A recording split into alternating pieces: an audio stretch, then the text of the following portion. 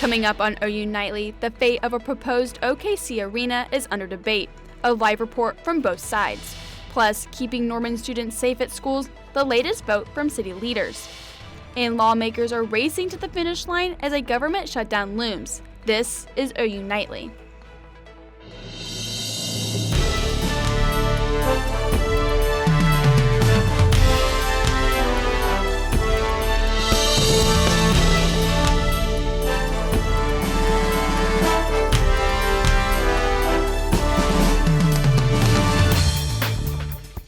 Thanks for watching OU Nightly. I'm Bailey Coyle. And I'm Snowforth. We begin tonight with an update on next month's vote for a new arena in Oklahoma City. Earlier today, the Oklahoma City Chamber hosted a forum meeting to discuss the vote.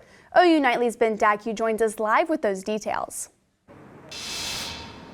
It was nearly 30 years ago when Oklahoma City voters approved this building behind me, now known as the Paycom Center. Back in September, Oklahoma City Mayor David Holt unveiled a plan to build a brand new arena with a near $1 billion price tag. Today, the Greater Oklahoma City Chamber hosted a forum detailing their plan for a brand new arena in Oklahoma City. The OKC Thunder would be the primary tenant, but Chris Samrow, GM of the Paycom Center, wants more than just the Thunder. Do we want to secure an NBA sports team for the next generation? Do we want elite sporting events? And do we want the biggest artists and tours in the world to come to Oklahoma City? If we do, our best opportunity to accomplish that is voting yes on December 12th. The things that maybe today that we aren't considered for, this gives you that ability. You know, many times in this community, there's talk of Oklahoma City versus Tulsa, and where are the shows going? The fear is that if the arena isn't built, the Thunder will leave. I don't think about what it's going to do to us to build the arena. I think what happens to us if we don't build the arena? We can't go backwards. It would be devastating. The arena plan is not without its opposition. The Buy Your Own Arena campaign has voiced their discontent with the current split of private and public money being used to pay for the arena, 95% public and 5% private. I love the Thunder. I don't even argue that maybe we do need.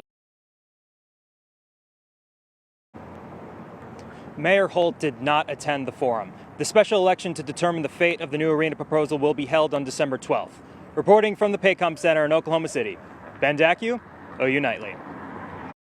Thanks, Ben. Oklahoma Highway Patrol say they have found a 13-year-old out of Tonkawa in Kake County from the state's first ever Casey alert. The new alert system went into effect earlier this month. OHP says that they have found the missing girl. The Norman City Council voted Tuesday to approve funding for new school resource officers. OU Nightly's Addison Arthur joins us live from McKinley Elementary with those details. The Norman City Council approved $900,000 for 4 Norman police officers to be in the Norman public schools. In 2014, they passed for 13 police officers to be in the school, but nearly a decade later, and only 9 of those roles are filled. Right now, there are 8 officers covering the 3 high schools and 4 middle schools in the district, plus 1 officer assigned as the program coordinator. This fall, the Cleveland County Sheriff's Office stepped up to provide 17 officers to cover Norman's elementary schools. NPS superintendent stood in favor of the vote, saying the funding will help keep his students safe. My role as superintendent is to advocate for our schools, advocate for our students, and this is one of those situations where I needed to advocate because there's an opportunity in front of us to provide a safer school environment for our kiddos and our staff. The mayor, Larry Heikela of Norman, tells OU Nightly that he, quote, would eventually like to replace the deputies in the school with Norman police officers, but we are not ready for that yet. Many Norman residents were pushed back by that vote, saying they're concerned for the added number of police officers at the school. 7 mental health professionals in these schools. Norman Public Schools is advocating for more police, more armed police who will respond to these mental health emergencies by intimidation and not actually addressing the issue. And since the vote passed, Norman police officer Chad Vinson said they could have all 4 police officers ready by the next school year. Reporting live from McKinley Elementary School here in Norman, Addison Arthur, OU Nightly. Thank you, Addison. And you can tell just from Ben and Addison's live shot that it has just been so gorgeous outside recently. It really has been. Now our OU Nightly meteorologist Josh Duncan has a first look at the weather. Josh, how are those current temperatures looking? Yes, no, Bailey, it really does not get much better than this for the middle of November. Take a look at the numbers right now across our state. We've got low 70s in the metro, 72 in Norman, 71 in OKC. A little bit cooler across the far west where there's more cloud cover, but still low 60s are not bad. And through the rest of the evening, temperatures falling into the 50s, so might need a light jacket later on. And then coming up in Maine weather, we'll take a look at a cooler day for Friday, slightly cooler before a weekend storm system. Those details coming up. Thanks, Josh. Now the government is set to run out of money this Friday, but Senate Democrats and Republicans are rushing to vote on a funding bill sometime today. The House of Representatives passed a stopgap bill last night by a wide bipartisan margin. The bill would extend funding for departments like Veterans Benefits and the Food and Drug Administration until January 19th, while funding for agencies like the Defense would expire in February.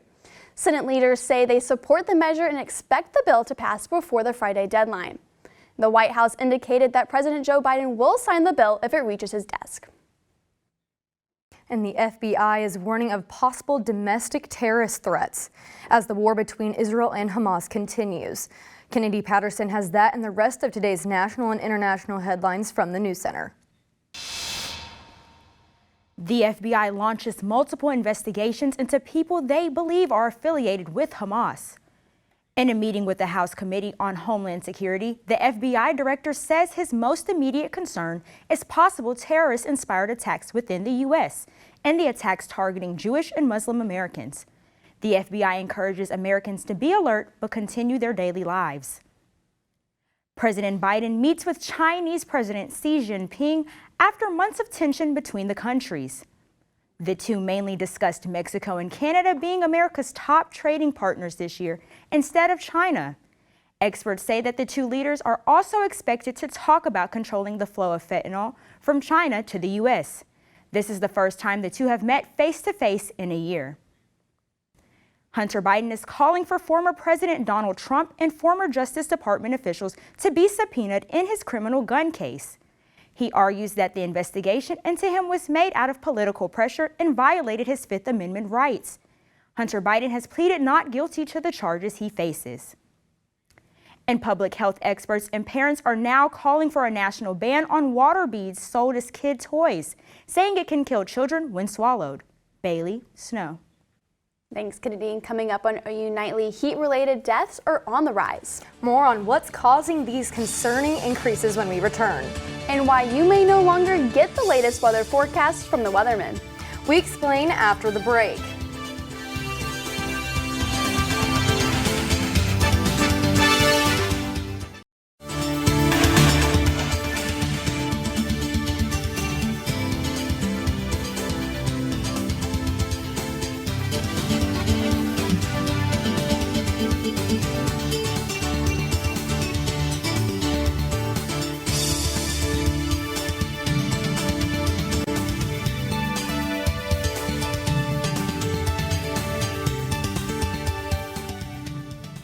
As temperatures rise, so could the number of heat-related deaths. Drake Foley explains how the weather can impact people's health for decades to come in today's Earth Report.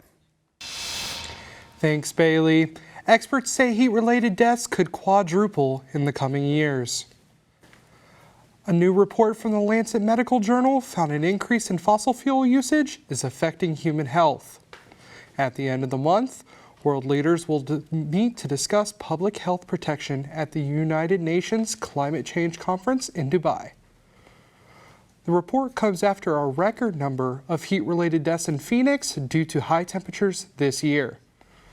Local officials say nearly 580 people died from heat-related illnesses this year, compared to 425 deaths last year. They say most of these deaths happened in July, during a record-breaking heat wave where temperatures met the 110-degree mark 31 days in a row. You could soon be blaming artificial intelligence when the weather forecast is a bit off. Google has created a weather forecasting technology using AI. The company says the new system called GraphCast creates a faster and more accurate way to predict weather by using 4 decades of weather data.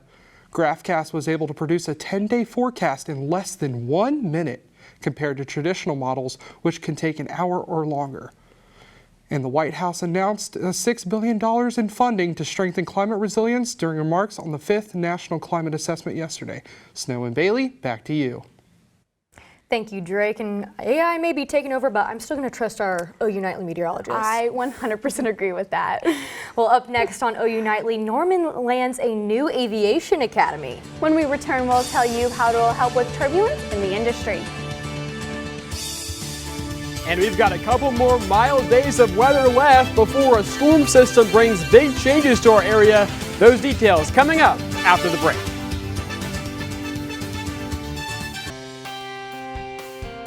Good afternoon. Appreciate you joining us here on this Wednesday as we take a look at the last day that we had measurable rainfall in Oklahoma City. You have to go all the way back to October 29th, which was 17 days ago. And folks, we are not going to get rain tonight or tomorrow or the next day. So we're going to keep adding to that number here for at least the next few days. Overnight tonight, there is a chance that there could be some areas of patchy fog. So get ready for this. A chance that you might have some reduced visibility to deal with early in the morning. We're talking 6, 7, 8 a.m. before the winds start to pick up and clear the fog away. But just be mindful, be on the watch for that if you're out early tomorrow morning. There it's showing up on our hourly forecast at 8 o'clock. It's gone by 10, and our temperatures will be nice once again tomorrow. However, there will be 2 differences for tomorrow compared to today. The first one, a few more clouds. It'll be sort of a milky sunshine with some high-level clouds filtering out the sun, and also stronger winds out of the south, around 10 to 15 miles per hour sustained, but they could gust up to 25 or even 30 miles per hour in some parts of Oklahoma. So it will be a windier day coming up for your Thursday. And again, highs for Thursday in the upper 60s and low 70s. So still some very nice weather for this time in November. A cold front is set to come through on Thursday night, but it's not going to drop our temperatures all too much. Still highs in the low to mid 60s for Friday. Not bad, but the wind will be coming out of the north on Friday. So a bit of a change for the end of the week. And then this weekend, we're back to sunshine and mid 60s on Saturday. Then Sunday, our next storm system approaches. That'll increase the chance of rain and drop our temperatures just a little bit for the second half of the weekend. Here it comes on Futurecast. Some clouds starting to drift in late Saturday evening, and then the rain beginning to develop on Sunday. There's a chance of a few rumbles of thunder in here as well, so we'll be watching that closely. No severe weather risk with this though. And then as the storm system slides to the east, there could still be some wraparound moisture as we head into Monday as well. So we'll keep a rain chance in for both Sunday and Monday of next week. And then behind that storm system, take a look at this temperature outlook. The eastern 2/3 of the country are likely to be dealing with below average temperatures for the week of Thanksgiving. So if you're heading out to the east or to the north for Thanksgiving back home, it's looking like it could be pretty chilly. So just keep that in mind. Next week, not going to be all that warm as this week has been. Here's your 7-day forecast showing the 60s continuing for the next few days. Then the storm system moves in on Sunday, continuing into Monday. Then look at the cool down headed our way. We'll be in the upper 40s coming up on Tuesday for a high, and then mid 50s back on Wednesday. Thanksgiving right now, not looking too cold around here, but still a bit of a chill in the air.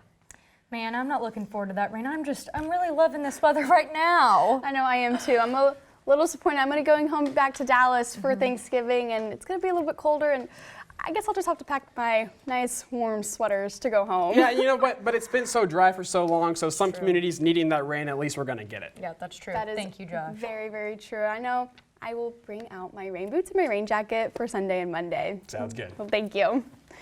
And the next generation of aviation pilots will soon have their careers take off right here in Norman. The Norman Public Schools Board approved the construction of the new Aviation Academy next to OU Max Westheimer's Airport near Flood and Robinson.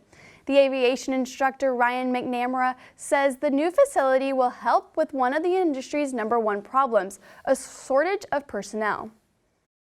There's a shortage of personnel on all fronts. And so there's a shortage of pilots, there's a shortage of air traffic controllers, there's a shortage of mechanics.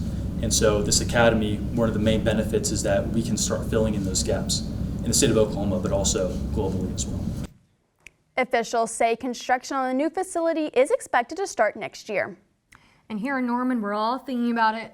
The Big 12 championship. It's all Sooners can focus on right now. And OU Nightly's Abby Williams has OU's football's mindset on the title game. That's right, and bouncing from the field to the court, basketball season is lighting up. I'll have your recap for the men and women's teams up next.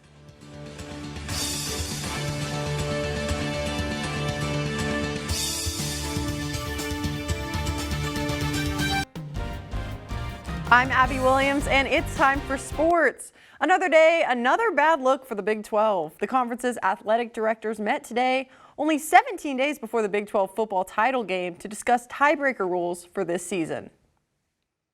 The Big 12 clarified its tiebreaker rules today for determining who goes to the conference championship. If there is a multiple team tie, the team with the head-to-head wins gets the nod. This quote here was not in the original Big 12 tiebreaker rules, but the sentence was added today for clarification. And even with a chance of returning to Jerry's World for the conference championship game, OU head coach Brent Venables is focused on one thing: the next game. I'm trying to go win this week. That's it. And that's not literally, that's where I can utilize the time that I have the best way. To be, obviously everything starts and goes through me, but as the head coach, but what do we got to do to win this week? And then what is the turnaround, on a short week look by next week to get these guys ready to play? Now for Oklahoma to make it to Arlington this year, they have to win out and hope a few other outcomes go their way.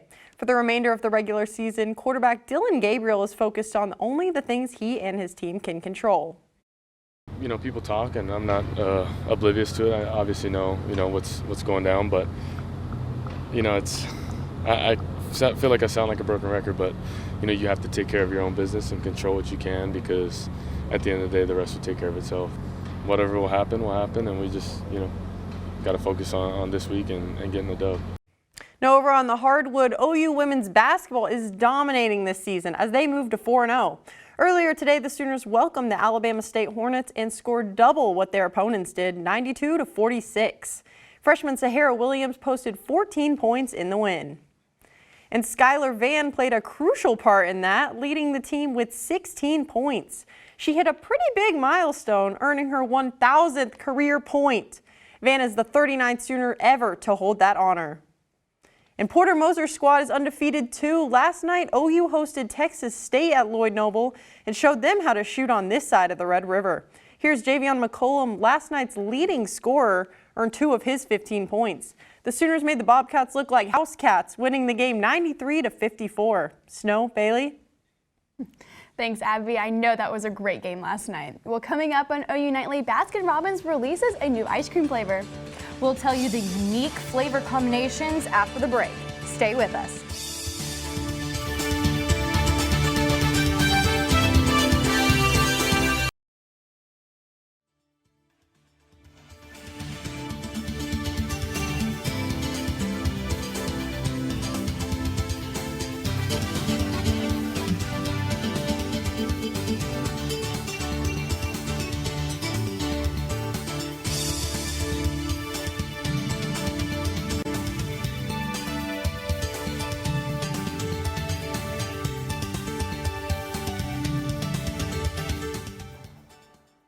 I'm John Hornack at the OU Nightly Update Desk. 2 inmates are now in custody after escaping from a correctional center in northeastern Oklahoma.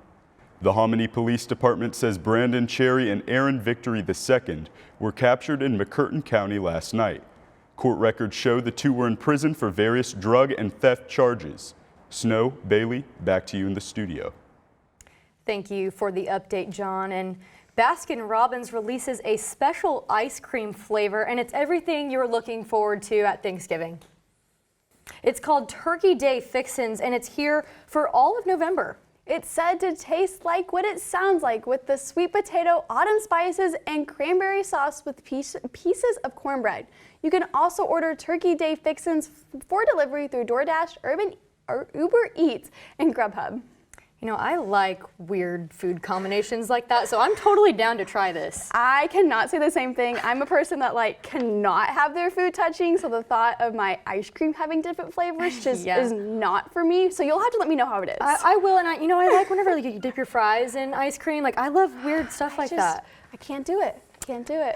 Well, back to our weather. It was a foggy morning today, and it may be a foggy night too. Josh, let's have one last look at that weather.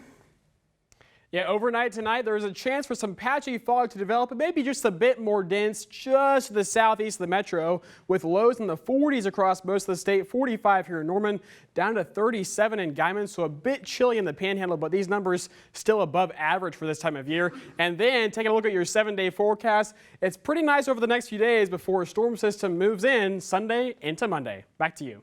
Thanks for watching OU Nightly. I'm Bailey Coyle. And I'm Snow Forth. Be sure to watch OU Nightly live weekdays at 4:30. Good night.